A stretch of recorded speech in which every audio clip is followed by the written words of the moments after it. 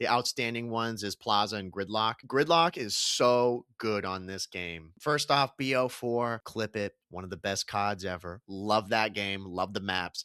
But this has been a trend throughout not just the Call of Duties, but other games as well. If you put out the game, it's relatively well received, but there's big problems that a lot of your main player base are going to be talking about. You have to act on that, and you have to do it relatively quickly.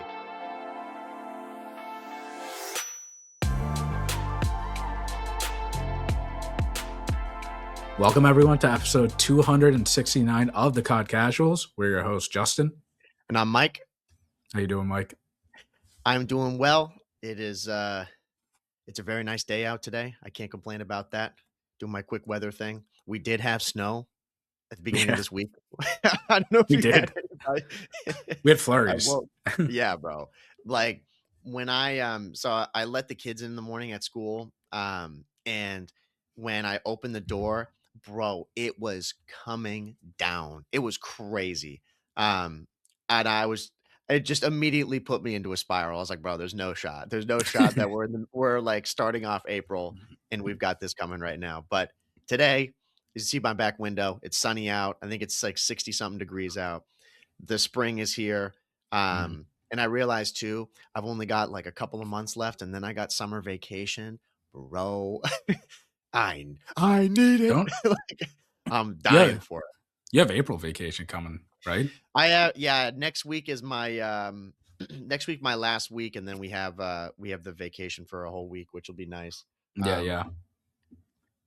But I'm just like during these vacations, usually I'm picking up other jobs or working during it, so it's like it's somewhat of a vacation, but the summer is really going to be like where I barely work. I work like only 3 or 4 days a week, and I just kind of coast on that.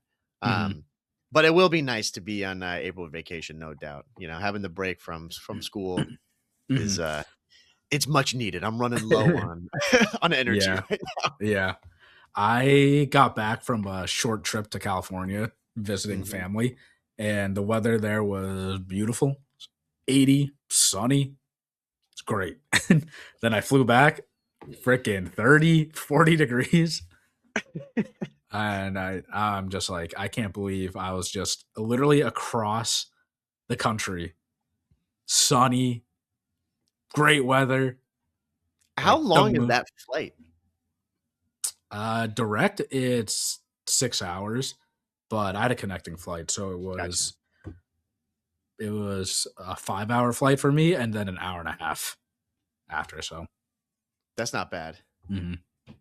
But no, dude, the like worst thing ever. I remember when we went to the Texas major, that day that we got on the flight, it was like 70 something, and it was kind of cold all the time that we were there, which was a little annoying. And then the day we leave, it's 70 degrees. Yeah. And we go from that and then getting back home, and it's like 10 degrees out. It just you can't even imagine. I'm like, bro, we were legit again halfway across the country earlier today, and how different it is. It's always a shock, no doubt, when you do it. Yeah, and the mood shifts immediately. This wasn't a vacation for me. It was definitely a trip. I was busy the entire trip, but I was just happier because the sun was out. It's crazy how much the sun can impact you, and I'm thinking, this is why people in California are just, they're happier, I would say, and their mood, they're not as, urgent and stressed about certain things, I would say, because let me tell you, West Coast people, East Coast people, different. I'm like walking around. Why are you going so slow, man?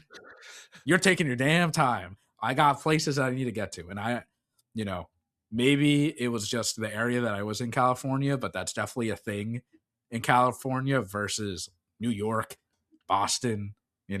Everybody here has something to do, and we all have places to be. Over there, they do too. They're just like, we'll get there eventually. Right. But if you're in Boston and it's January and it's negative 10 degrees out, you still got to go to work. You still got to walk through work. You got to hit all the same routes that you do no matter what. And that definitely toughens you up compared to if you have to walk or commute to work in California and a cold day for you is 55 degrees, Oh you yeah, know? But it's 80% of much the better time, there. it's 70 degrees out. Of Mhm. course, yeah, bro, you're gonna be way happier and being like, "Oh, dude, let me have the windows down." Yeah, But when you get into your car and it's freezing cold, that changes a man. yeah, it That's does, it does. that Yeah. everyone needs to experience that at least once. You start that car, the car barely starts up because it's dying, gasping for Mhm. air. Yeah, I mean, if anyone's from California, definitely let me know if it's definitely a culture thing. I mean, over there, it's just, the urgency in some things are not there. And I noticed It that immediately. It's funny, I was So watching, some of Zuma's stream, I think it was, like, clips or highlights from it, and he had talked about how his mom is out there now. Like, I don't know if she's mhm, just visiting, I believe she is, but he was saying on there, he's like, "Oh, dude, she's loving it." She's like, "I get why you're out here. I understand this. This is great. You wake mhm, up, you can walk over to the beach, walk over, get a like again, the whole vibe attached to it compared to I believe he's from New Jersey, right? That's where they mhm, all live. Yeah, it's just you can't compare both of them. It's a mhm. way different lifestyle. And yeah, for sure, the weather and everything regarding it, it shapes who you are. Yeah, it definitely does. Um, I mean, if you guys are from California, love you guys, but where's the Yeah, urgency in some things, man? yeah. Pick up the speed a little bit on the highway too, Just you know? yeah. But I mean, we got a lot to talk about here because season 3 dropped, a lot of CDL news, and just so much stuff has been happening in these past couple of days. But I did want to start off with the episode that we did like 2 episodes ago about MW19 when everybody was talking about it. Man, we got a lot of hate for that, and it was actually wild because people are saying this is an excellent game. Some people gave their reasonings, which I appreciate. Um, and I don't want to acknowledge like all the haters, but I'm just saying the people that did give reasons, valid reasons, but also I want to reiterate I did not say, and we did not say the whole game was shit. Mhm. Warzone saved the game. I can acknowledge that Warzone is good. The multiplayer was not. It changed. You can't argue that MW19 changed COD, but in the next couple of years to now. That game changed the landscape of COD to now. And people are saying it was an excellent, excellent game. I think it was okay. It was a good game. Horrible Call of Duty. I'll take that. But multiplayer, that no, not a good game. Yeah, I was replying to some people's comments just earlier, and a lot of people have crazy takes saying that it's one of the best CODs in like the past decade. I just think you're faded if you say that, if you're talking about multiplayer. But again, these people, they didn't listen to the whole clip or Mhm, understand too that what we're talking about is only multiplayer. And we can only ever comment on multiplayer, you know.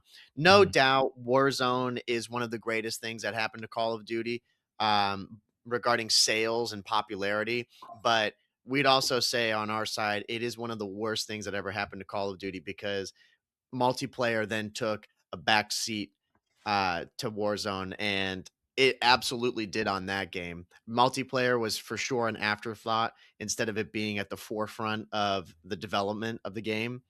And look, I find it very hard to argue with that. It Yeah, just it's a and fact. You know what I mean? yeah, Like, it's a now you fact. can maybe hate the game less than us, or there's some good moments in there. I'm sure there's some things to people that you can maybe latch onto, and I could see it. But when it comes to the core game, or people saying that it's the best one that we've had up to today, multiplayer wise, I would love to hear how someone can say that like Cold War or Black Ops 6 or like Black Ops 7 right now, how those games are worse than MW 2019's multiplayer, you know? Mhm. And I think too that opens a bigger talk about what kind of Call of Duty players we're talking about here. There's the Yeah, arcadey people, and then there's the like the battlefield esque kind of people. Yeah, and I don't know, I just think people are really forgetting about how much Warzone they actually played. Imagine if multiplayer didn't release and we just had Warzone. I think we would have a completely different conversation because I every memory that I have from 2019 is Warzone related. Mhm. And I enjoyed Warzone. I had a lot of fun on Warzone. But when it came to multiplayer, it was all bad.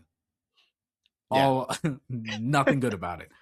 And when people are defending the game, again, I want people to think, how much multiplayer are you playing versus Warzone? Warzone's great. I had a lot of fun on Warzone, but keep reiterating, multiplayer was not. And then I saw one comment. Someone said, "This is such a bad podcast." Okay, I responded. I said, "I appreciate the feedback. Give me some context, man. Like, we're here to talk about COD. It doesn't matter, but I would like to hear other people's opinions.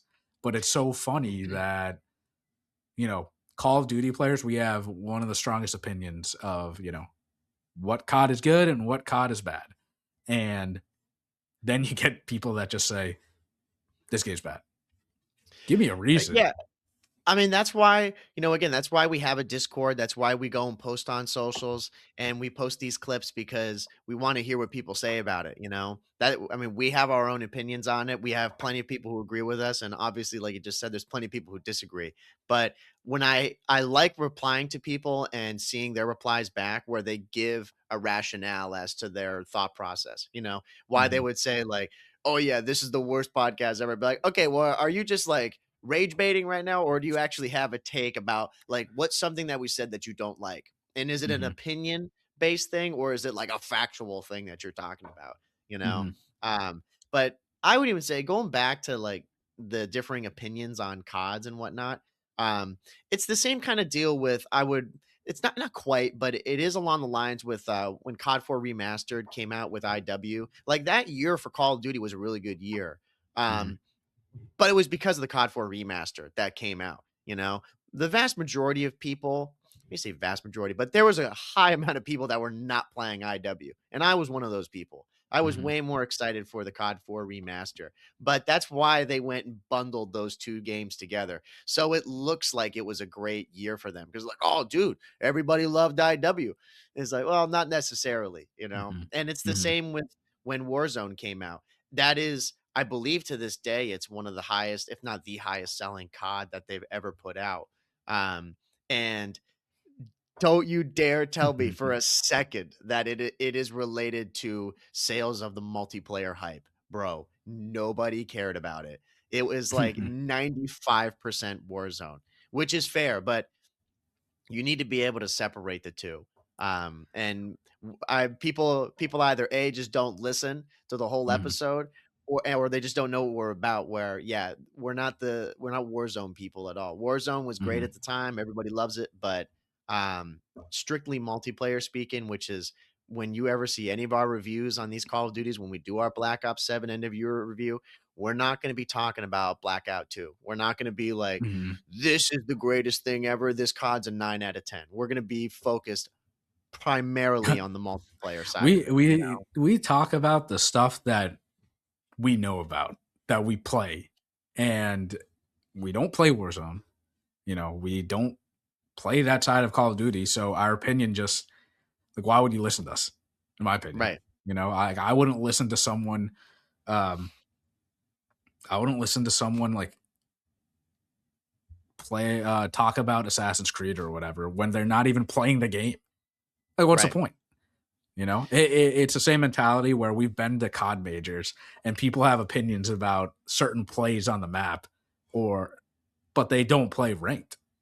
They Right. haven't played the game at all this season, but they have an Mhm. opinion about it. I'm like, all right, I get, you can have an opinion about it, but doesn't mean it's necessarily right because you haven't done anything to support it. Um, and then there are some people saying completely valid opinions, but I just think that it doesn't relate to MW19's like multiplayer. People are saying, "Oh, look at CODs now. All this AI slop is being thrown around." Yeah, throwing around like keywords. I get it. AI slop, sure, but you can't tell me MW19 didn't like help introduce that. They were the first COD to release a season.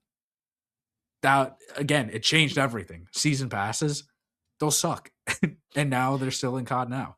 Um, and yeah, again, I don't want to keep getting too into it, but if you guys want to talk about MW19, go join the Discord. We can talk about it, or leave it in the comments. I mean, we're there. It's just very interesting to see other or hear other people's opinions about the game and how they support it, because we've played so much COD, so much COD, and all the good experience that I had on MW19 weren't from multiplayer. It was from Warzone. Warzone was great, but again, strictly multiplayer. There were no red dots, man. We didn't have red dots. Yeah, it does come down to nostalgia mainly, and people looking at this, what they say, like with rose tinted glasses or rose colored Mhm, glasses, whatever the phrase is. Um, because people look back on those times and were, really fond of them and playing with their buddies and everything. And also too, because yeah, there's been CODs since then that were terrible too. And you look back and people always do this. I think we made a clip about it where like we don't really go back and play these Call of Duties um like once they're done. When the cycle of that game is over, I'm kind of over it. I'll maybe go and I played yesterday. Oh, wait, yesterday, a couple days ago, I went and played Modern Warfare 3, played the multiplayer on there. Psycho. mhm, Dude, bro, that game, side note, like took skill to play that game. Like mhm, it's way different. It's so different than the new CODs. But again, I look at that as a great game. But I know that nostalgia weighs heavily on that, just like it does for all the other Call of Duties. mhm, Um, and when it comes to the Warzone side of it, like, yeah, sure, I'm nostalgic about it. It was good, but if you listen to us, like when we go and talk about any of these season like these season overviews that we do, like talking about season 3 today and talking about the maps, we ain't gonna be talking about the Warzone mhm. shit. I ain't play it. I don't play it. I'll tell you all about the maps. I'll tell you about the multiplayer maps. I'll tell you about, we got the overload changes that are coming, but Warzone's just not our thing. There's plenty of people out there who are way more qualified and experienced to talk about Warzone. Um, and I don't know. I'm not one to and I don't like when people do either, but I'm not one to talk about something or try to pretend to talk about something that I know about when in reality I don't. Like I Mhm, couldn't fake talk about Blackout 2 and be like, "Oh yeah, it's the best thing." Like I don't have any real evidence. And mhm. some people, when they reply to stuff, they need to think about that, they need to I- have that mentality. It's I- like, can you back up your claim? yeah. At the we won't get into it. At the optic guy that said he coaches the Halo team from Oh, from yeah, yeah, Dallas. right, bro. Yeah, yeah, yeah, Oh, bro. you Like, coach what planet? formal? No way. Yeah, yeah. I mean, you can fake, your talk with some people and have like opinions and say stuff that and this is just like in general, you can say that stuff to certain individuals, but then when you come across somebody or maybe you don't realize that you're talking to someone who actually knows about it, like you imagine if someone went up to Octane or Zuma or Scump and had no idea who they were, but then started saying like, dude, Black Ops 7 is such a shit game, dude. It's so bad. There's nothing good about it. And they would start talking about it, be like, I don't think so, man. It's Yeah. pretty good. I They'd mean, be like, that's our bro, chat. you're so wrong. They'd be like, do you know who that is? It's Yeah. like, I'm sorry. His opinion is way more credible than yours, my friend. Like, Yeah. it all kind of depends on who you're talking about. And like with Mhm, us with season 3, like I got a chance to sit down for a couple of days and quite a few hours and play the maps. I still need to put in more time on them, but again, like talking about them, they're good. I like mhm. them. Um, I was actually surprised when loading in because I was complaining about it at first. Let me see if I can find the name of it because I always just forget it. I need to like somehow get better at learning map names. Abyss, bro. I Mhm. thought Abyss was going to absolutely suck as a 6v6 map. It's actually not that bad. I don't really Yeah. hate it. It wa Um, it's not as chaotic as the other No. 6v6 slash 2v2 maps. Mm-mm. No, it's really not. It's way longer than I thought it was going to be. Mm, Like, it's still fast paced, no doubt about it. mm, Um, but I was expecting it to be way smaller and just be kind of, like comically hectic.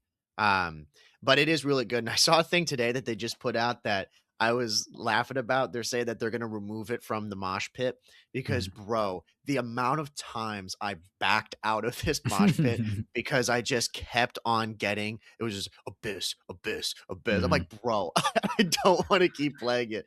Like, I wanted to try Beacon, Plaza, and all them.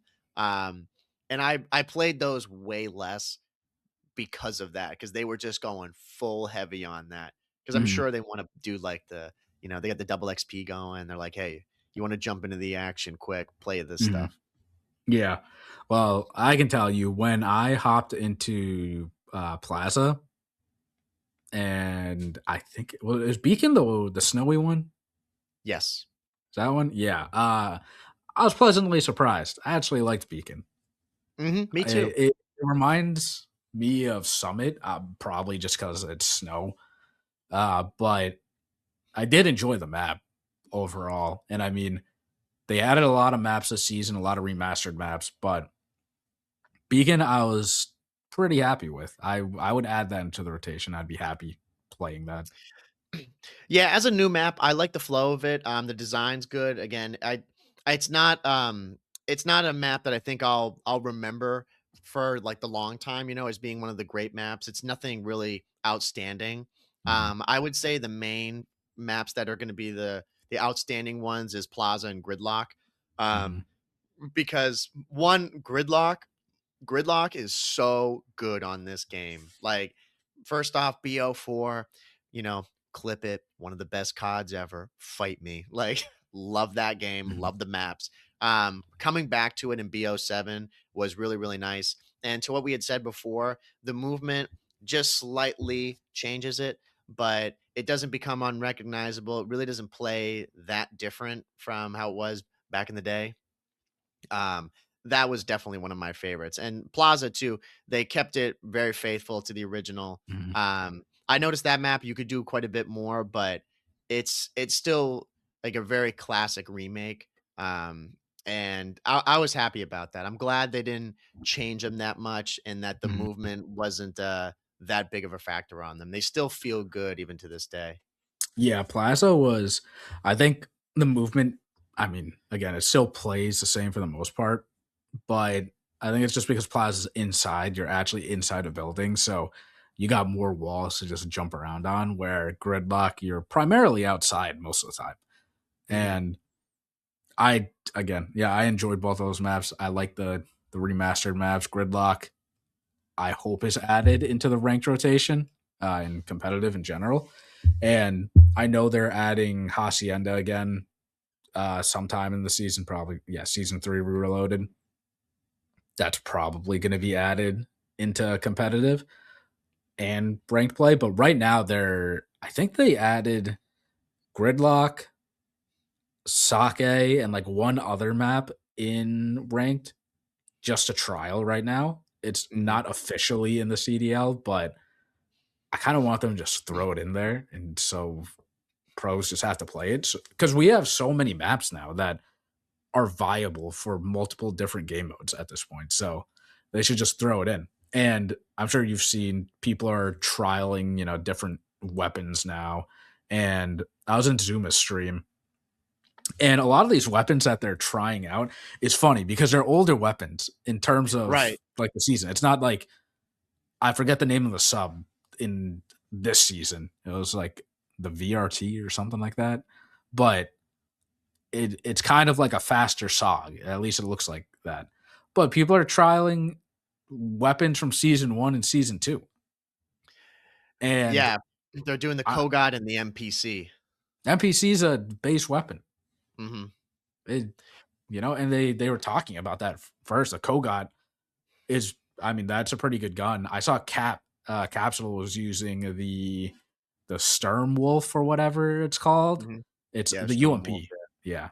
right. And it looks good. I mean, Are these weapons going to be added in, or is it just because everyone's kind of getting bored of the Dravik and they nerfed the Dravik a bit? I used it. I don't really feel that much of a difference, to be completely honest. I mean, there are a couple of times here and there where I felt like I should have gotten the kill, but it doesn't feel that different in my opinion.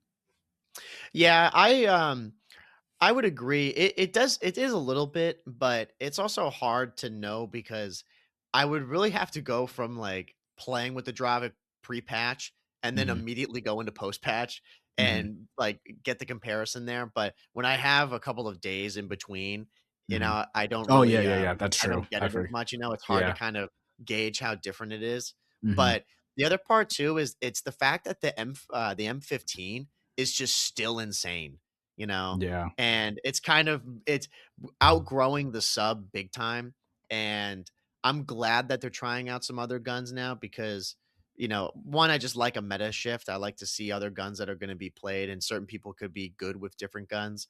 Um, but yeah, it is funny for us. It's the same with Sake. Like, they're all talking about, "Yo, what you think about Sake?" I'm like, "Bro, that's an old map." Like, that's we've been playing on that for a minute. Like, it's not brand new to season 3. Mhm, I think that's a season 2 map, right? mhm. Um, but for all of them, they've been playing like in the CDL stuff. They're Yeah, they're playing behind.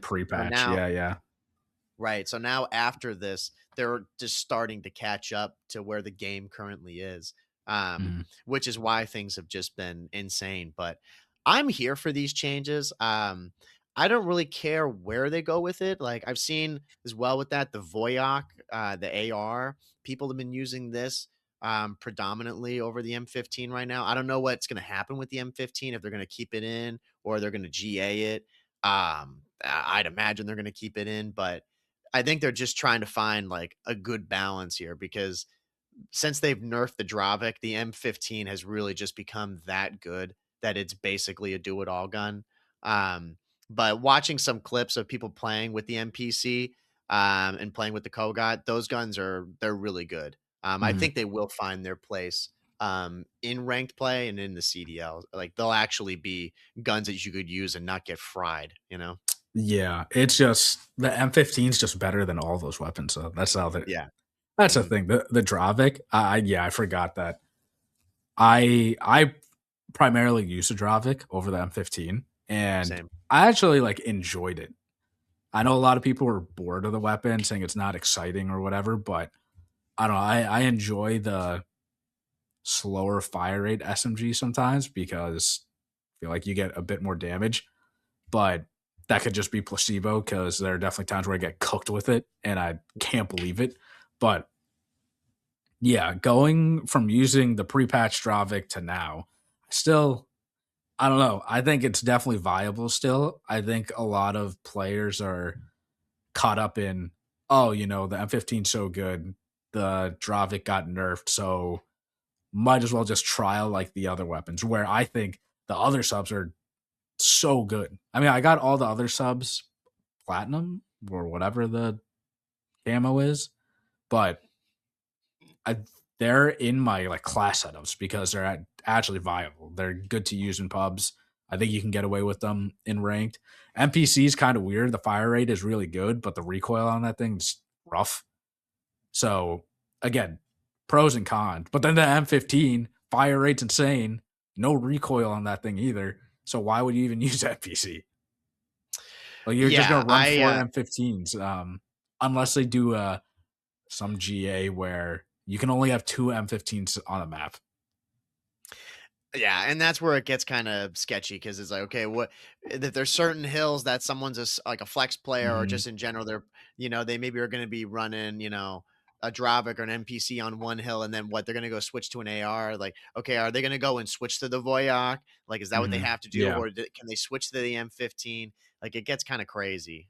Mhm, I just again, we had said it in, in the last episode where after seeing the last Major 2, um we knew that there needs to be some sort of shift up with the meta and with the map pool. And alongside that too, with Overload, Overload as a map, like and as a game mode, sorry, just played out either two ways. It was a sweep, people would get cooked, or it was a complete bang out, and then it would go to overtime where it was basically S&D, or Mhm. TDM rather, like it kind of sucked. But they went and along with this, they went and put out a patch and updated the rules for it. Have you seen these overtime rules now for overload? Mhm. Dude, like, chef's kiss, sensational changes to this in overtime where, like, it just comes down to you have to cap as quick as you can, and that becomes the time. So if you cap in 20 seconds, then that's all the other team has to actually cap when they go to the other side of it, and whoever gets the fastest time, obviously wins in OT. I Mhm. think that is such a better system than what they had before, where if people know you either like when you came down to that round, if you were tied and it went to OT, um, you would just immediately go down to 4v4 for lives, and whoever had the ball, and you could see them on the map, and you only had a pistol, and everyone was just kind of playing ratty, and to play it sucked, and to watch it sucked. So this is so Mhm. much better. It just creates actual urgency. Because if you play slow in OT, now you're really doing yourself a disservice because if you cap it or if you don't, then the other team they have all the time in the world to go and score and they'll beat you. Mhm. I'm very happy with the changes. Yeah, it's essentially like the uplinks, and I think Capture the Flag did it at one point, but I'm certain it was uplink that did this. If you went into OT, um, yeah, like if you score in, like you said, 20 seconds, the other team only has 20 seconds to score. If you don't, Mhm, then you lose. But the the overtime rules current now, I guess, with when it just turned into S&D essentially, players just it was fine when it was S&D in my opinion. Problem is, you could never time that because what would happen is someone would grab the EMP and then you go into OT and now it's essentially a 4v3 because the other team just knows, oh, you have to score and one person has a pistol. And you know where that person is on the map at all times. It was essentially an auto loss for the team that grabbed the EMP, which, oh yeah, the team that's like on offense. It's crazy. So now, much better, but we'll we'll have to see it in action because I know some other people weren't necessarily happy about the changes and they wanted to revert back to what it is. But I think this is better because it forces these players to move now. It's not like defense is an auto win. yeah, and it doesn't put, like, you in a rough position if you are caught with the device in your hand, Mhm. you know? It just makes things way more difficult, and it's slower to watch. It's not really that exciting, as a spectator. As a player, it's intense, of course, Mhm. but, when we were watching it, it really wasn't that exciting. Like, going down to that is just kind of I Mhm. don't know. I'd It, rather it be where teams have to go and show their skill, to try to cap or to just try to score a point, and show some initiative, and then the other team have to try to beat them. I'd be more interested in watching that because that just shows the teams that are going to be really good at overload. And I've seen too from people, like Temp and a couple other guys that are former pros talking about it. Um, it's hard to watch it and just really know what's going on because it's an odd situation to be put in, you know? Mhm. I don't know how many games, over the time that we've been playing and that just in general been watching go to overtime, but most people just have that default way of playing, "Okay, turtle up, hope Mhm. and pray for some trades, and just go for it," you know? Now with this, it's really just, okay, you get 1 round, you do what you have to do, you know? Like, Mhm. you're gonna be playing the actual objective here, you have to score. Um Whereas before, yeah, you really didn't have to. So I'm I am definitely for the change, but to your point, yeah, we'll have to see it in action. Yeah, I mean, what they could do to fix a lot of this is just let you drop the MP. I'm still surprised that's not even an option to just drop it Mhm. and have someone else pick it up. But yeah, I don't know why that's not in there. I feel like that would make the game a lot better in general too, even if it wasn't in OT. And then I will say the fact that Treyarch is even updating this is a good sign. I feel like a lot of people glanced over that. Treyarch's listening. Overload was designed to be a competitive game mode, and they actually updated it. It might have taken until season 3 to update it, but they listened, and I'm sure there's a bunch of stuff that they had to do to that was like prioritized over getting this done, but they did it. So you got to give Treyarch like some props for that, I think. Yeah, because I think with Treyarch, when it comes to Omni movement and it comes to any other innovations that they've had in the game, and if you want to throw in Overload in there, I would, because it's in competitive and in ranked. Um, they're in for the long haul with this stuff. They're gonna, over the months and years of different games that they put out, be tweaking these things and trying to find the best combination of certain rules and regulations. And, when it comes to the movement, trying to just fine tune it as best they can so it's the best experience that a player can have on it. And I would imagine that Overload is going to be one of those returning modes that they try to get in for competitive, just as time goes on. I think Control, um, it probably will return at some point, but I don't know if it's going to be from Treyarch. I feel like they're really trying to make a push here for innovating on the formula, and trying to bring Mhm, something different instead of what we've had for year after year. Um, so along with that, yeah, I like seeing that they put out some changes here. They're not just, okay, we got a new mode, here it is. And then people complain about it and they say, well, that's our mode. Sorry, mhm, and everyone hates on it. I like that they actually take the feedback and are trying to make it something where the more like the vast majority of people who play it and watch it are excited about it and say positive things about the mode. mhm. Yeah, it's just a shame that again people aren't playing Black Ops 7. We're actually getting, we're getting changes in the game that are actually good, and people just aren't playing the game. And I think it's not just Call of Duty. I just feel like it's just gaming in general. I feel like a lot of people, what in the last, I would say, couple of years, everyone's like, "Oh, here's a super exciting game. Play it for like a week or two, and then they're off onto the next one." It must be so hard for developers to keep everyone's like attention span. Like I'm gonna say, I think OG COD players, we probably have like pretty good attention spans if we can last through a COD for a whole COD cycle. We can Oh, sit down and play it. I'm like, remember everybody was talking about Arc Raiders? Now people aren't playing it anymore because they're not getting the support.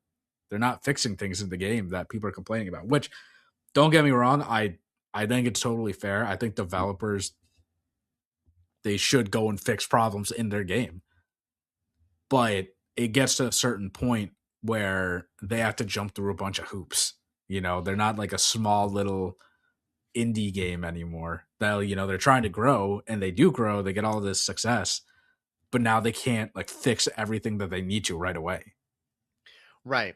And that's what I think I've always, and most people have always respected about Treyarch is that despite their size and being under the overlords, they still are able to get stuff done.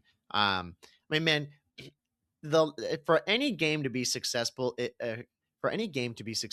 it needs to have dev support. It has to. Mhm, You have to listen to the fans, you have to take their feedback, and you have to update the game as time goes on. People forget back in MW2, the OG, bro, Infinity Ward gave the middle finger to a lot of people and didn't fix stuff.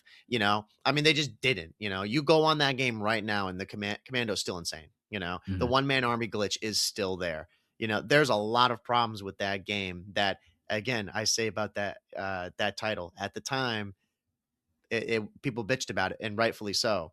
But this has been a trend throughout, not just the Call of Duties, but other games as well. Yeah, if you put out the game and it's relatively well received, but there's big problems that a lot of your main player base are going to be talking about, you have to act on that, and you have to do it relatively quickly. Because if you don't, to the attention span point, people just say, "Wow, screw it, they're not going to do it," because that's what most developers do. They put out the game, say it's going to be live service, which means we're not going to really be working on it anytime soon. We're just going to kind of take advantage of that and have it be like a half baked game.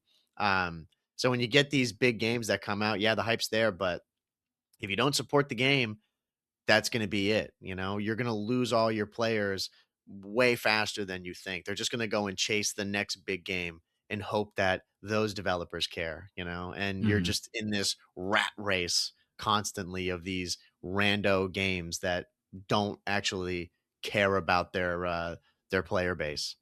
Yeah, there's just so many options now for the average gamer. We've got Mhm. so many games out where you don't need to just sit on Call of Duty. No, no. If they're not providing you what you want, I'm sure there's another game that you can look up and it's going to give you what you want right away.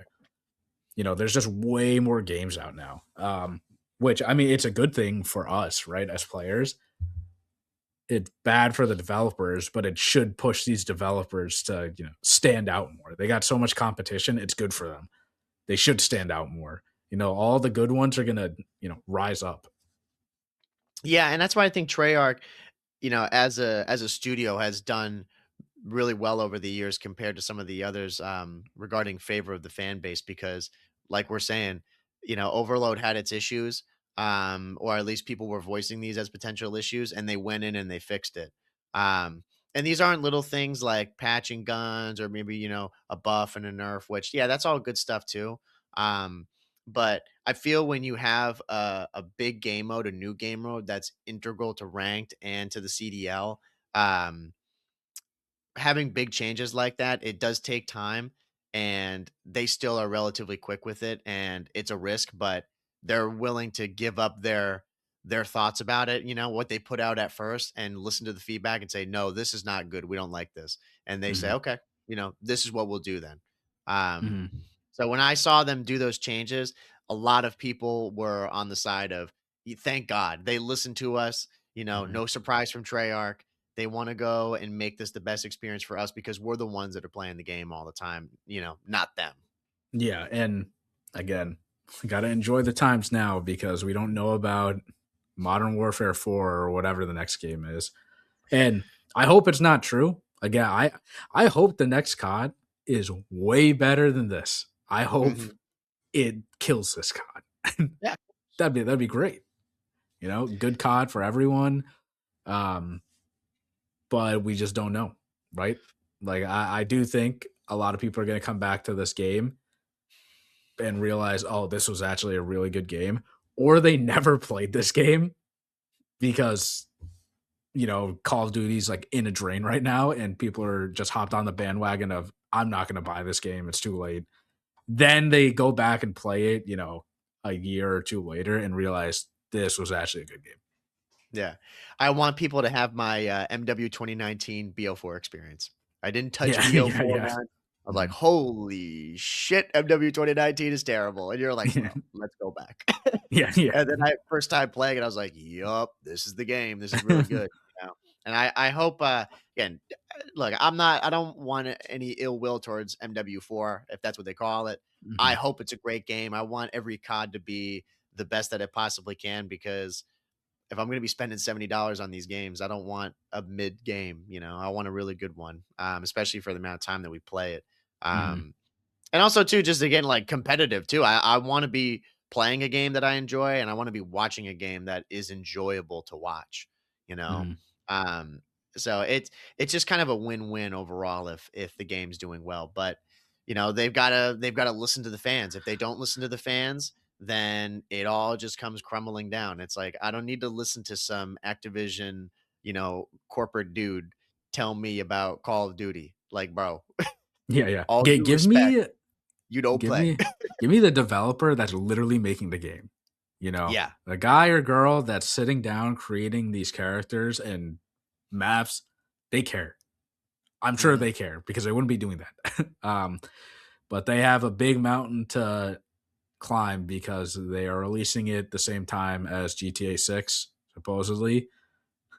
I, it's not just them. I think every single game that's going to be coming out around the time that GTA 6 comes out, good luck. It's going to be so hard. Unless Rockstar somehow just has a flop of the decade with GTA 6. Like they can't fail. But we won't get into that because we got a lot of big news about other stuff COD related, like the CDL. Um, Big news for Boston. I, I'm gonna Rip start the with Band-Aid off, Justin. yeah. I'm personally not happy with the move. They made roster changes. I don't like it, but at least they're doing something. That's like the good part that I could see. But they released Snoopy, which I could not believe that. They literally completely moved on from Snoopy. Um, so Snoopy's probably going to Challengers. Rumor is he's probably going to Huntsman, which is what a great spot for him to go to. And the Breach are keeping Purge. I would have kept Snoopy, in my opinion, over Purge. But the team is going to be Spart, Nasty, Purge, and Afro. I like the Afro pick, but I just don't know if that's going to be enough for this team. You know, like I don't know, just not necessarily happy as a fan with the move, but at least they did something. That's a positive, I guess.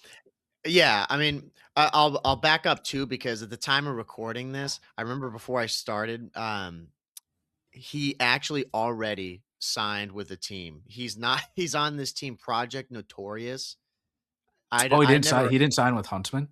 no, he's with That's where Afro was. yeah, that's what which again, I was with you. I was like, "Bro, that would be so sick." Like, I was thinking too because of his background. I'm like, "Bro, Hex will want him on there, like Mhm. all stuff, and they know he's a good player." But he's teaming with Diamond Con, Eric Boom, and Beans. That's the team that he's on, which He's gonna. we shall see. I think Snoopy is going to do fine in challengers. I think he's going to run people's shit in challengers Mhm. because of the way that he plays. Like he's a great player mechanically and everything, and that's kind of the standout thing that happens with people in challengers. But again, it's a big difference between playing in challengers versus the league. And to your point earlier about the moves and the roster, I don't like it. I, uh, I mean, just straight up, I think they should have gotten rid of Purge. No disrespect to the guy, I'm sure he's a great guy, but when it comes to his ability and his ceiling, just really have not seen it. Way too inconsistent this year. And I think if you're gonna get rid of anybody off of that team, he would be the one to go. Not saying Snoopy like give him a pass and say that yeah, all's good, like it's no problem, but I think if you're going to keep anybody on that team to try to activate, you keep Snoopy. Mhm. We've said this time and time again, and I was texting one of our friends about this. I was like, bro, you watch this guy. Like, he's just like we have our history, Justin. We're like the cursed team. We had all our guys that were not so great on Boston. Then they go to other teams and they start winning championships. They start doing well. Um, I think Snoopy needs the right people around him to be a fully realized player. So I don't like that they got rid of him.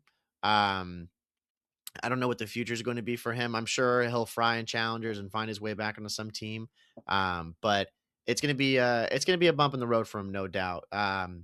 With this Boston team, I think again one change as him being the only one isn't enough. I think they're Mhm. gonna probably stay the same, maybe do a little bit better on occasion, but truth be told, I really don't think this move is gonna move the needle much on their progress as a team. Yeah, it's kind of. I mean, again, Snoopy. I think he's gonna be back in the CDL again. I think he's gonna run through challengers. Mhm. I really think he's just gonna smoke everyone. And with the Boston team, it's just it feels to me not setting up like propaganda or whatever, but it seems to me it was very much a team decision, and all eyes pointed towards Snoopy that we need like he just needs to be gone. Um, and it's not just these players. I mean, Slasher pointed it out too when he was on Boston, and he was saying that he thought Snoopy needed some time in challengers, like a year in challengers to progress. And based on what's happening now, it seems like he was right. And this is probably a good reset for Snoop because he got thrown into Boston, for a couple of years, and his success wasn't that good over the years, obviously. But You have to look at the players that he was with. And I just know he's going to sign with the CDL team like after Challengers, and he's just going to fucking cook. And Right. I'm like, we had that guy. We had him. And everybody Right. compares him to his movement to Shotzi, which I know is like insane gas, but you can see like the small little spark in him when that happens. When he's on, he's on. Um, and to your point, like Purge, I'm sure he's a great dude, but his decision making in this game at least has not been the best, and it's Mhm. costed the team a lot. And I think this move, again, at least they did something, but they're going from where they are now to I think like a top 8 team. If that, like at best, a top 8 team. I think if they kept Snoop, they could potentially break in like the mid pack into a top 6. Um, and before, I don't know if we talked about it, but the rumor was that Kenny was going to come and be a sub. Yeah, that was the rumor for like Yeah, what, a day or something? yeah, sub player, and he must have backed out or something. Because now the rumor is he's going to be signing with Carolina.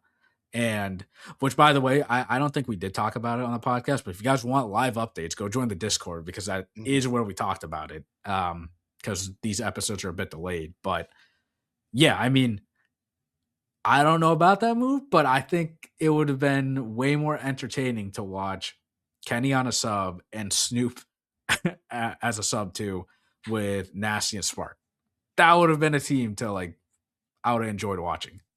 Don't know if they would have done better, but I think. Yeah, I mean, listen, I think at the end of the day, these teams are all trying to make it the champs, you know, like Mhm, the teams at the bottom, right? That's what they're fighting for. Boston right now in their state, they're not going to win any championships. It's not going to happen. mhm, This year is a rough one for them. Um, and for me, I would imagine that you want to obviously no shit. You want to make improvements throughout the year to make it to champs, but you've got to make big changes from where you're at right now, and doing one move like that where they're just really kind of, they're stuck in the bottom there with Vancouver and with Carolina. I mean, well, Carolina in the places like they're higher up, no doubt. mhm. But with like C9, C9, yeah. yeah, I don't really see their vision as to what they're trying to do. Again, I don't think they're going to be that much better. If they're better at all, maybe at the beginning, they like honeymoon phase, they turn up a bit and they look okay. Um, but when they start coming across the mid pack teams that they're going to have to win matches against in order to get some points to make it to champs, um, I mean they have to take some risks. They got to make like a Mhm, solid team, and I don't know if just throwing in Afro is going to be the move. Maybe we'll be wrong, but mhm, um, I would be very surprised if that's the one thing that like that's all they needed, and mhm, then all of a sudden they jump up, like, not saying they're gonna be, like, top 4 or anything, but they turn into a team where it's like, okay, they actually look pretty solid, they can make some mhm. good moves here, they're all playing well together. I hope that's Mm, how it goes, but, you know yeah. Well, I mean, we'll see, right? Like, realistically, the best case scenario, again, for them is they're making top 6. They're a top Yes. 6 team, and I think that is definitely achievable. I mean, who knows? Maybe Afro is a guy that, like, activates Purge, and Purge just, he goes off. Afro was the duo that he needed to actually play really well, and Mhm. the thing is, like you said, they need to make champs. C9 in Boston not making it to Birmingham has hurt both of those teams badly. Like, I think they're Mhm. down 50 points because they didn't even get to attend. Yeah. Um, that is not good at all. They've got a lot of catching up to do, meaning they literally have to win and they got to hope that a lot of teams are losing above them. And Carolina should not be in there, but they made it into the major. So they got way more points than Boston. But, a lot of these teams are making changes. Carolina is going to be one of them. And, Rest in peace, but Nero. yeah, yeah, yeah. Nero's out. Rumors Kenny's going. And I think a lot of these bottom teams, what they lack, obviously, is a consistency, but it's just a firepower on these teams. Mhm. Where Boston, I think Snoopy and Afro, like they're both kind of the same SMG players. They're just like super cracked, but the firepower's there for those guys. Those guys are going to set pace. Um, Right. Maybe that's a combo that would work or doesn't work, but yeah, that's what I think the bottom teams lack. I mean, we haven't heard anything about C9 making a change, and they should. They definitely should make a change because they're dead last. I mean, dude, these changes that we're seeing, some of them, like from the bottom teams, like such as I pulled it up here, because I had to remember it with Capsule being gone now Hmm. from Surge. Hmm. I mean, these And Caps changes are pack just on Bush. yeah. I mean, that's what I Yeah, was thinking. I yeah, was like, yeah. bro, they could have got him, but man, I'm to Boston's thing. I'm hoping that some of these teams that make these moves, like Vancouver, whoever they end up getting in that spot, because I don't know what they're thinking that they keep that Tej Gwyn combo that Hmm. has just proven to not work. I would imagine they're going to stay the same. You know, Lunars is really good on that team, but I Hmm. think whoever they bring in as a fourth isn't really going to move the needle that much either. So that's where I hope with Boston's pickup that we can at least get out of the pool of C9 and Hmm. Vancouver, who are just doing brain dead moves. And I don't know what they're thinking. And we can maybe enter the realm of the actual competitive teams and start to see how they actually stack up. Hmm. Um, the other move that we had seen too, and I don't think anything's beneficial from them, was with Falcons. They talked, right? I think it was about either dropping Xnit or Pred. Yeah, they're trialing them. Yeah, I mean, with look, yeah, bro. I don't know. I don't think you with drop QK. Pred ever. I just Yeah, I don't. mean, I think it's a very clear cut decision. You keep Pred over Xnid, but Mhm. they're trying to do the Saudi team thing, which I respect, right? But again, I feel like this is a situation where all right, you sub in QK, and then you trial both Xnid and Pred and see what happens, and then you bench the other one. You don't get rid of them. I mean, unless a player is, they're like, oh, well, I want to sign with the team. If Pred gets dropped, he's signing on another CDL team. There's no chance that he's, Oh yeah. you know, and I Mhm. understand from a player's perspective, you don't want to be benched because now you're just not playing and you're just locked up in your contract and it sucks. And who knows, maybe Snoopy was in that situation and he was like, let me go. I'll save you guys money, the breach money on your end, and we can just cut ties. Mhm. We tried. But with the Falcons, yeah, Exnid played great, but then he chokes online. Land's just different, and I think he's just an odd man out. Like I think you have to keep Pred, and Pred's been playing great. Again, that team just choked on land, and I saw that, or I heard Zuma was talking about it. He was saying you need to end the experiment with the Saudi team. It's either go like all NA and EU or just stop with the Saudi team. I see where he's coming from, but I feel like that's the whole appeal of this Falcons team. You know what I mean? They're a Saudi team and they're trying to get their players in there. And it's not that Exton is bad. Obviously, he was like their best player in stage two, but this combination's not working. And if the Falcons want to win, they have to make a decision. Is QK going to come and like help them?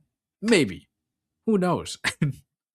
Well, the big thing with that team that we've seen for the past couple of majors and that separates them in a negative way is the fact that they don't really have anybody on there during Search and Destroy that's sniping. Like that's a big problem for that team. And that plays a factor in the fact that they have shown up to both of these majors and they get smoked, where they show promise online. And yeah, Xnid I agree is the odd man out because he is the chronic underperformer on land. He's a great player. Like no one's denying that he is good. And he's had his moments for sure, just like all of them have. But you know what Pred is capable of. I feel on that team too. Um, just the hype that he brings and the energy that he brings, that team needs it. And it does a lot for them. Maybe that's a faded thought, but I don't know. I think of the energy that that dude brings, and when you see it, that can carry them a long way. You know, I mean, it's like it it's like carried the optic Exodus. drums. You Yeah, know, it carried Exodus. I mean, that dude yeah, was he wasn't screaming or anything. I'm sure he was like shy, but then yeah, Pratt's like hyping him up, like being that leader. And then on qualifiers, you saw this guy just screaming at right. players. But Yeah. if I may really quick, that team, they're in a tough spot too because they're pouring so much money into that team that I don't doubt that management is like, we absolutely have to. This is unacceptable. How much money we're spending and getting these results, it just makes no sense. Mhm, Um, and yeah, I mean QK, from what I've heard, the guy's really, really good. He's insane in challengers. Um, Again, challengers is a different game than playing in the pro league. And if he's a good sniper, that can immediately help out their search and destroy. But, you got to have everything well rounded. And regarding the whole Saudi situation, having a Saudi player on there, um, that'll be very difficult for that org to let go of that, because I feel that's a big part of their identity and brand is mhm, having, a Saudi player in the CDL. Um, and it's just going to be hard to separate from that. I mean, people know Call of Duty is really a North American thing. Yeah, there's for sure Europeans who have done well, but it's mainly North American. mhm, So having Saudi players that are that good, um, is a difficult to find at times, and then also too, the main thing I think what people say is the language barrier. When it comes to COD English, you mhm, know, mhm. um, Sort of English. yes, yes, somewhat, whatever COD English, whatever you wanna Yeah. say. Being able to communicate on that level, Mhm, um, obviously has an impact on how they play, so I don't know, I think, do they need to make a change? Absolutely. I think they get rid of Xnid, if I had to. Pred's got a way higher ceiling, you know what he's capable of, um, and, yeah, will QK change him? I hope he does. I want the Falcons to do well, but again, if they go down the route of the Saudis, I think it might be kind of hard for them to find a Saudi player that's going to work well with those three. And I guess that's where that conversation goes. Do you just say screw it with the Saudi thing, or do you go full Saudi? mhm. You know? Well, yeah, and I think it's possible, right? The reason why the players outside of NA aren't like the best is because they don't get the same practice. Like you're not going to get good unless you play with the best of the best. Hmm. It's kind of like skill-based matchmaking, you know? If you play with shits, you think you're good, but you're not. And You they're got also playing like online, mhm, pinging like yeah, 100, 120 ping yeah. like psycho. You You gotta know? go back, like, to the MW2 days where you're playing, like, the top boss and you're getting cooked, and then you learn. Um, and I mean, I think it's possible, like, it's definitely possible for other regions to catch up, but look how long it took for EU to catch up. I mean, it took them a while, and there have been good EU teams. I mean, look at, Toronto. They have EU players, they have been very, very good. Look at Miami. They have their players all speak Spanish, and Hmm. they stay that route, but it took them a couple of years to finally find the right combination of players. And I mean, if the Falcons are okay with that, they can do that.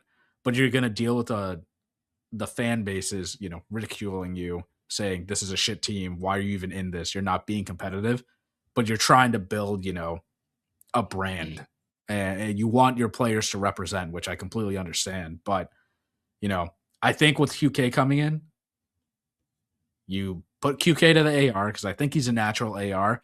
Kids should not be a flex. This dude should be a sub. Get him back on a sub and see if the Kiz and Pred combo works, and you know, see if they have better success with that than X did. Yeah, it's a hard call as to what they do, and I think part of it too, honestly, is I'm kind of naive to some of the Saudi player base and how good they are or how bad they are. I really don't know, but I do know that it has to be difficult to just slot one of these guys in. into a full North American team when I'm sure during their practice and teams that they're on prior to getting into the league, like whether they're playing on Falcons Academy team or they're playing for was it Face Falcons, any of the other teams that, Mhm. or just in general, they're playing with other people that speak the same language as them. Um, that has a huge impact on their performance, and it's going to be a real leap for them if they end up going down that route. I saw a few people talking about, I believe Methods mainly, saying that if they had a full Saudi team, they'd be really good. Um, but it's always hard to speculate that stuff because you never really know until they get in there. Mhm. And the only I mean, bit that we have of that is when we saw last year mhm, with the Falcons when they came in and they had like, Dahum and Exnid and I forget some of the other guys they had on that team, but that's the only example that we had of a full Saudi team, and they were horrible. mhm, But are there other guys that are out there who are way better than them? I'm sure there are, but that's a big change for Falcons to make, and I don't think mhm. they're going to make that change. Definitely not this year. Next year, who knows? Yeah, it's just so hard because to Method's point, I'm sure he's right to an extent. And yeah, we did see a Falcons team last year get shit on bad. Hmm. Um, but who's to say they have a new team this year, different game, and again, you have to play the best of the best to get better. I mean, Miami was getting shit on for a while, but they stayed the course, kept with their Spanish speaking players, and then they found Rencor, they found Real, and they fucking left. And I think he came back supposedly. Yeah, Um, yeah, he's on the bench now, I believe. yeah, and you find your key pieces, but it takes time to do that. Do the Falcons really want to do that? Like, how much do they care about their representation? Right? I mean, Axton's a great player. Like, he is the best of the best in that region. Same with QK, and I'm sure there's decent amount of players there. And if you want to do that, I think you do it from the beginning and you let those players grow together. But they went out and signed Cell, Kiz, and Pred. So it seems like the vision that they see is we want to be the best. So let's sign 3 world champions and throw in our best Saudi player. Which Hmm. who knows? Maybe again, I'll end it with QK might be the guy that comes in and helps me, and Kiz I think needs to go back on a sub. Should not be running an AR. Let QK rock the AR, and him and Cell can be the AR duo. But I think it's going to really come down to is he going to be able to communicate with all of them? And I've heard his English is all right. It's not where Xnid is, but it was better than Xnid when he first started. Hmm. So again, they're probably gonna have to restart that and have him, learn all the English callouts. But I will say, if he is an AR, you're not moving around the map like all that much like Xnid, because when you're a sub, when you're running around the map, you need to communicate where you're pushing up because you can just flip spawns. You're gonna maneuver a lot if you're a sub versus an AR. So he'll be in the back with Cell, you know, moving everyone. All All I know is, dude, these changes, I first off, I love seeing this. The timeline is always popping. It's always interesting to see what's potentially going to go down. So I'm excited to see when the Major 3 qualifiers start up, the days prior to that, seeing a lot of these teams get solidified with their changes. And I hope all these teams suck except Boston. I hope Boston Mhm. absolutely leapfrogs them. I hope Mhm. that Afro is the godlike pickup The and guy. he just absolutely he carries us. But yeah, there's just overall there's a lot of interesting moves and a lot of decisions that got to be made, and it's always nice to sit on the sidelines and see it all unfold. Because I think this game is going to change a bit going into this major 3 qualifiers. Um, and I'm hoping that some teams can take advantage of this. They've got their moves that they're being made, which are great. Um, I just hope that, obviously, for our sake with the boys, I hope they made the right moves here. I hope Mhm. we don't come back in episode 290 or so, 292, and we're like, "Dog, Snoopy got signed to Optic, he won a world I championship, swear to God. he wins Nah. EWC." Like, bro, Snoopy's gonna sign with Miami or something, and he's gonna be that piece I that dude, just cooks. Dude, that I'm I sorry, know. Metals is great. Put Snoopy in, Snoopy will be consistent I'm on like, that "Bro, team. this guy's gonna be calling out in Spanish." I'm just gonna be like, "No." No, yeah. No, I'm the Boston team, like that org just has changed so much since, it first came into the CDL, like ownership, all the people that we knew there, it's just very different now. And my fear is that Boston becomes a team of the hodgepodge of players that go there and their careers end after that. Yeah, I don't want that. I don't want them to be the what Sunset Team. what was the team? The Paris. Like you don't want to Paris, be yeah, the Paris League. Legion. Yeah. And I don't want Boston going there, but at least this year it feels like more that a lot of players are going to go there and then they're gone. Um But Boston is that team where when Sensor was on it, he was recruiting all these players. They fucking signed with Boston. Now they're leaving and they're all top players. So I mean, Right. maybe Doug was the answer because he's not part of Boston anymore. Um, I mean, he was on to Who something with knows? Ghosty. I mean, he was the one that brought Snoopy up, and just watch Snoopy's gonna Bro, fry.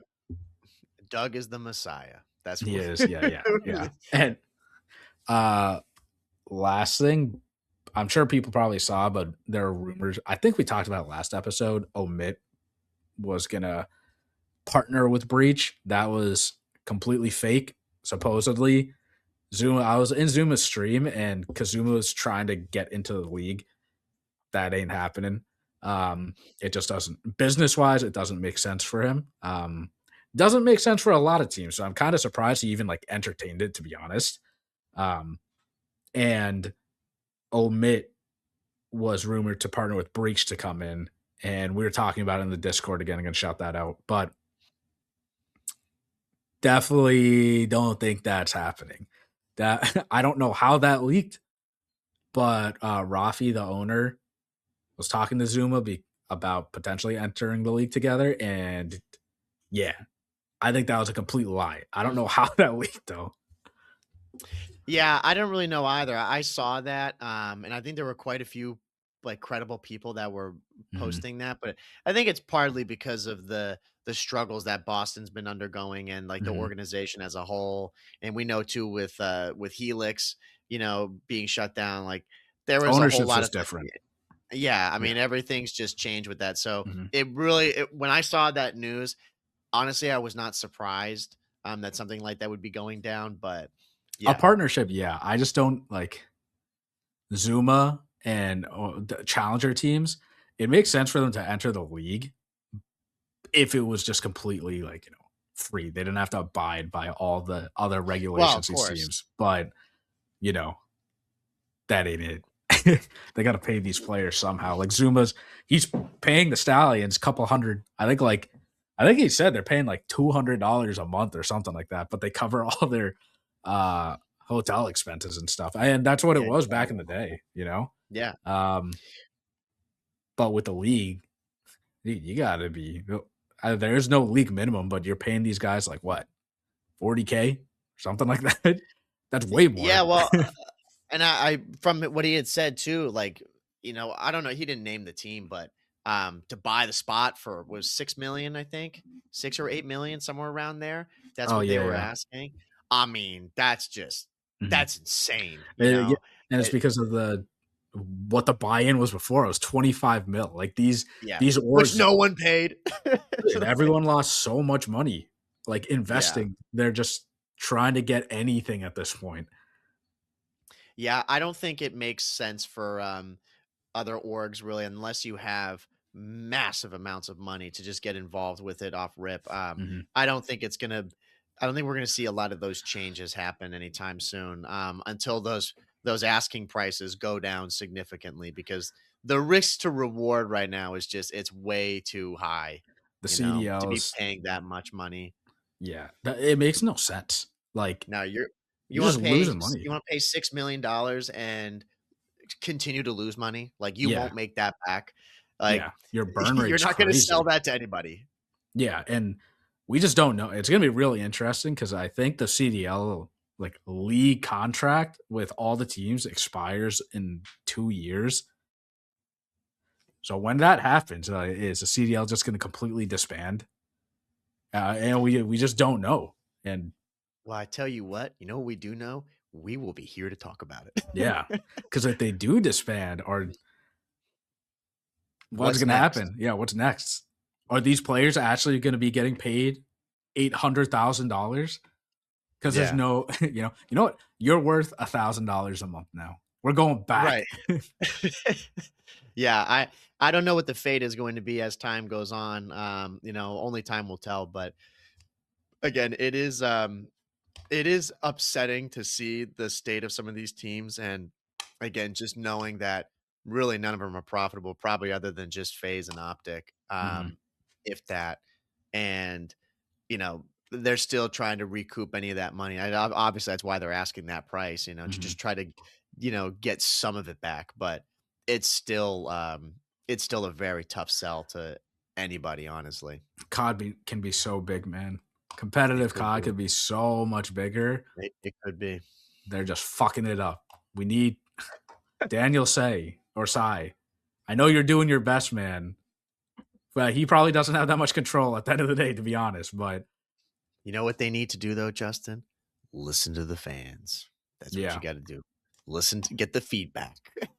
yeah, Feedback always wins, no matter hmm, what. Listen to the guys who listen to Puckett. No, like listen to the yeah, guys all back in the day who were in the MLG circuit. hmm. Everybody who was doing the CWL, like draw from MLG, that. yeah, because it's gonna get to a point, man, where we're already getting there.